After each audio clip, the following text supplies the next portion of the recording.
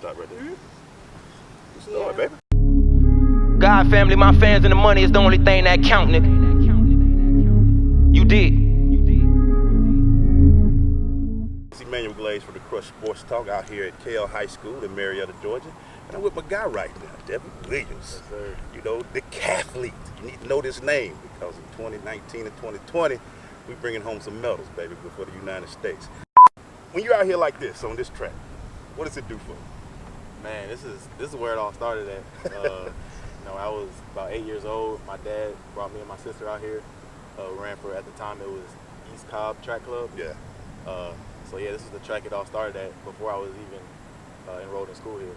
Did you know then this was the love right here on the track, or did Pop get in? Because you know your Pop ran my daughter one time out here just to help me out one day.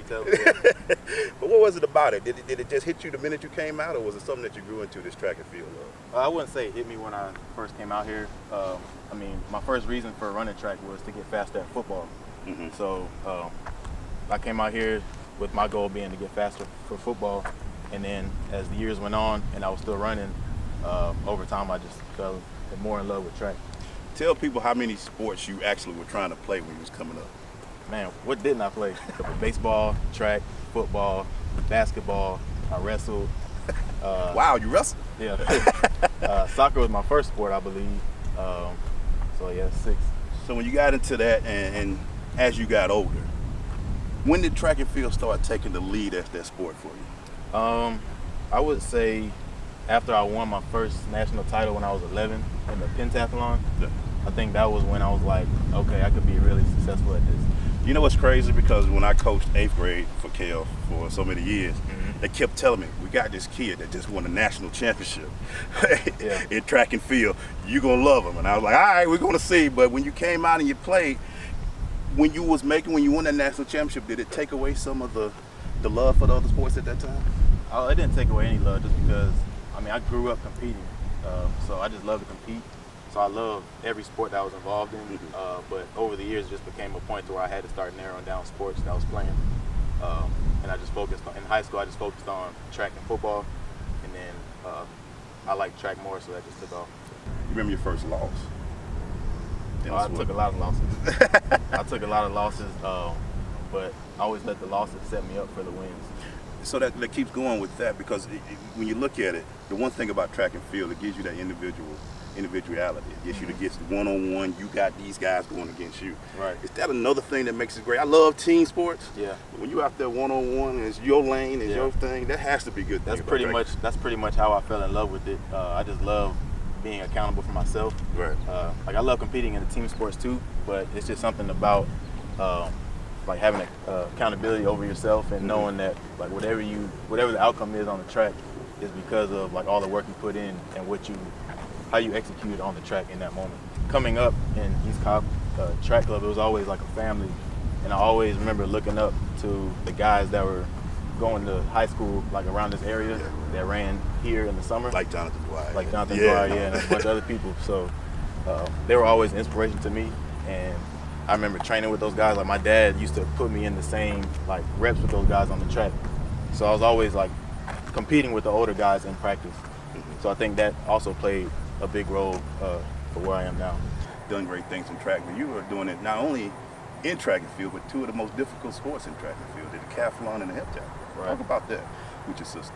That's something that I think is truly special, and a lot of other people do too, but I think a lot of people don't really appreciate how special it is right now. After it's all said and done, I think then they'll look back and be like, those two were special and they did some special things. And I think we both have a lot to prove in the sport still, but like I said, when it's all said and done, I think it'll be something that people will really appreciate. Like I said, I had a chance to coach you in middle school through 8th grade, and then you go into high school with this. We know track and field is going, but you also was a great receiver too. I don't want to put that down. Right. I started playing football when I was 6 years old, and my dad was actually the coach of that team too. So football was my first love. Then I got involved in track for football. But then, like I said, as I got older, I started to like track more, and just being an individual sport, track was just the route for me. I remember one time, there was a fear that you wasn't going to play. Right. Your last few years of track and field. Why did you just decide to, you know what, I'm going to finish my career doing both sports? especially when we know where you was going Right. after high school? I was hearing everybody saying that you'll never get back those Friday night lights, and I didn't want to miss that feeling. And one of my biggest fears is regret. So I don't want to regret anything, when I can't do it anymore.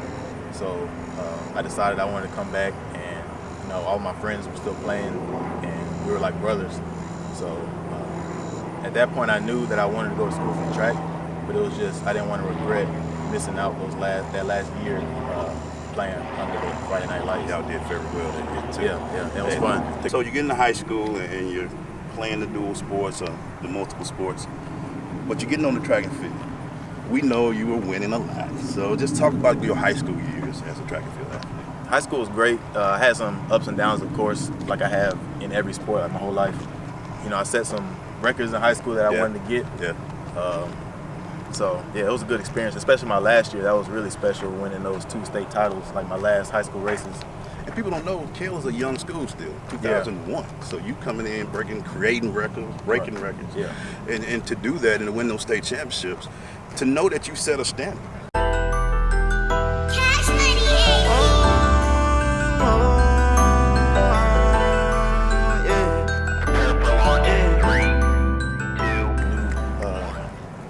Sprinters in, which is what we've always been missing as a team. I bust out laughing. I say Georgia won a national championship. Yeah, boys and girls. Yeah, that's what I'm saying. They won a national championship. Mm-hmm. Didn't see that one, but I saw y'all knew what y'all were doing, but I didn't know they was building a program like that. It's funny because one of my teammates asked me last year when I was still on the team. He was like, "Would you be mad if we won the title next year?" And I'd be like, "No, I wouldn't be mad." Nah, but he already knew like what we had in place and then what was coming in and what we could be. They were stacked. Yeah, they were really good. Yep. Which was good. I shot to the top just like I'm a rocket. I ain't have a dollar inside of my pocket. Put that on my gang, I swear I ain't stopping. Strapped up and I'm vest up, I'm an astronaut kid. They say pain like meteorite. I got the world in my eyes. The chosen one, I got the prize. There's a lot of D1 schools that didn't recruit me, but I knew I wanted to go in the SEC.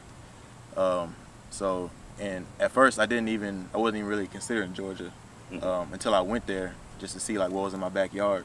And then when I was there, I just fell in love with everything. I liked the coach, I liked campus. Everybody there was like real welcoming, right. And it felt like it could be family. So I fell in love with Georgia when I went to go see it, and I ended up staying in state. Because it's funny about Georgia, even though now they've won a national championship, back when you first started, people didn't consider Georgia that big track school. Right. So for you to go there, what were your expectations when you got on campus? Well, I knew the coach there was what I needed. Petros, he was a real technical coach, and coming from my dad's club, I got a lot of that strength in. So I knew I just needed to work on my technique. So you're going through your college years and everything's going, and you're starting to build, because as y'all are building, Georgia's building, right, and doing things. When did you know that I can compete at this level and possibly compete at that next level as well? Well, I always knew it because I've always had like the hunger to be better. So I always knew that if I was working hard and I stayed focused, that I would progress. Right. But I would say in the NCAA was when I made my first indoor nationals. Mm-hmm. But I would say on like a U.S. level, like a professional stage, I would say when I placed 5th at the Olympic trials in 2016. We're going through, and you're competing at college, and now you're seeing that your numbers and your times are getting to that level that you can compete. When did 2016 you start putting Rio on your sight? Well, that was in my sight as soon as I came into school. The Olympics are every 4 years, right. So we always have to focus on, like, that's the main goal of all professional track athletes, is to make Olympic teams. So when I came into school, that was always my goal, was to make the Rio Olympic team. And then I went to Olympic trials and came up 2 spots short. Yeah, I remember that when you got to Oregon, right? Yep. Yeah, I just remember watching you. What did that teach you about that time in 2016? It taught me basically what I've been doing my whole life, is just be persistent. Yeah. I mean, that's pretty much my whole story as far as just persevering over like things that go wrong and coming back stronger the next year. Yeah. And that's pretty much what happened in this case too, because in 2017 I came back and I ended as the #1 decathlete. Yeah. But what's crazy though, you still had family go to Rio. Right. Your sister went. How was that? Was it a good feeling, or was it a I can't let her come here again without me type feeling, or was it both? Yeah, I was gonna say it was both. For her to be able to go to Rio, let us like as a family experience Rio. So yeah, that was a special. How was moment. Rio? I just haven't been there. How was it? It was an experience. I wouldn't say it's how people think it is. They haven't been there. Yeah. I mean, there's definitely like a lot of poverty going on there. Yeah. But they cleaned up a lot of it for the Olympics and made it safe for everybody. So it was fun. So you get through 2016, you see Rio, and you have now London in sight. Right. What was your thought? How was your training? What was your plan? You how you were 2 spots away. What was your plans for 2017? Well, the 2016 just gave me more hunger for 2017. So I came back to practice. I worked harder. Eventually, I ran my numbers back up, and 2017 was a good year for me. Yeah, I remember seeing you. I don't know where you was at Big Ben on a Ferris wheel or somewhere, and I was like, look at him, he over there. Now he's got the USA jacket on. Yeah, that's just funny. Put that on, man. Just to put that on, people don't understand. How was that? It was crazy. It was a dream come true, and it's crazy because when I was in Rio, I said that I would make the World Championship team next year in 2017. And I also put. It's funny because I put a picture of Big Ben on my watch, and I took a picture when I was there of the picture on my watch and actual Big Ben. Yeah, I remember that. And I posted that. So yeah, it was a real good experience for me. It was special. So you get to London and you run against the world's best in the decathlete. So what was that like for you? That was like I said, it was a dream come true. It was more like a stepping stone for me because for me it's always you can do better and you can always go up. Yeah. So for 2017, that gave me even more hunger to keep working hard, just knowing that, just getting a taste of what it feels like putting on my own USA jersey and my own USA gear. We got more things we got to do. Yeah. In Tokyo, we got to get them opening ceremonies. For sure. Because your sister was able to do it in opening ceremonies. Yeah. I know that's just something just prideful to do. Well, let's keep going. You're now in 2018. What are you doing right now? This is kind of like a year that you kind of build and things like that. What are you doing in 2018? There's no championship this year, so my plan coming into 2018 was just to continue to progress and do some more open events, like do some more open hurdle races and long jump. Got injured towards the end of the indoor season, like towards March. Yeah. So I wasn't able to compete outdoors in 2018. So I've just pretty much been rehabbing and trying to get healthy and strong again for 2019. Tell people what it means to be a professional track athlete. That just means you have to focus on your craft if you want to be the best. And my whole life, I've always been wanting to be the best.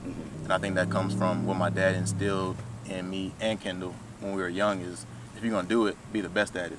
Right. So like if you're going to be a professional at something, you have to focus, you have to be a student of the game, and you have to master your craft. And I think that's what it means to be a professional, anything. So 2019 is next year. We're one summer away from Qatar. We all know the goals. We all know what we're looking for. Your personal goals for Qatar? I don't like to tell people my goals before I do them too much, but I definitely want to come away with some hardware. The next step for me is medaling at everything. Yeah. But without getting into the specifics of we my won't tell goals. y'all the secrets what the goals are. Yeah, but I want to bring back some medals. You're also one of the best hurdlers in the world too. I mean, how close are you to maybe turning that on a little bit more, because you get them up and down with them hurdles, man. And it's always funny when you run the hurdles against the decathlon. I was like, man, he don't even need to be in here. Just give him the medal in his hurdles right here. I ended up winning the hurdles, the open hurdles at SECs, and running the nation's best time among all the open hurdlers. So that moment for me was like, I was thinking a little bit more about like taking hurdles more serious. But in the end, I'm a decathlete. I get you. You don't want to waste your talents on one sport. I get it. I just know when you're running, man, like you said, you had one of the best times, especially in the country. So we all know 2020, Tokyo's around the corner, 2 years, 2 summers away. How do you not look that far ahead with so much ahead of you right now and some things that you can do? Like right after Rio is Tokyo. So that's always the long-term goal, but you have something in between there that you want to accomplish as well. So without looking too far past Qatar, because I still got to make that team. Being an Olympian is something that nobody can ever take away from you. Once you make the Olympic team, you're an Olympian forever. So that's always the main goal, but we always got to take it one step at a time. I'm telling you, Marietta, I'm telling you, Georgia, if we had these two do it for us, we're gonna have a big parade around here. We got to get these things. So Let's do it. what is your motivation? What gets you up every morning and what makes you smile? I call them my whys. I have a lot of different whys, but the main ones, like just to make my parents proud and make them look good. Because I feel like throughout my whole life, like they've done a lot for me. Your dad always looking good. He got them championship rings on his finger, man. Right. He don't need it. Right. He always We look gotta good. make them look good. Yeah. You know, just for us being at this level that we are is a testament to like how much they've done for us, how much they've sacrificed for us to be able to be at the level we are.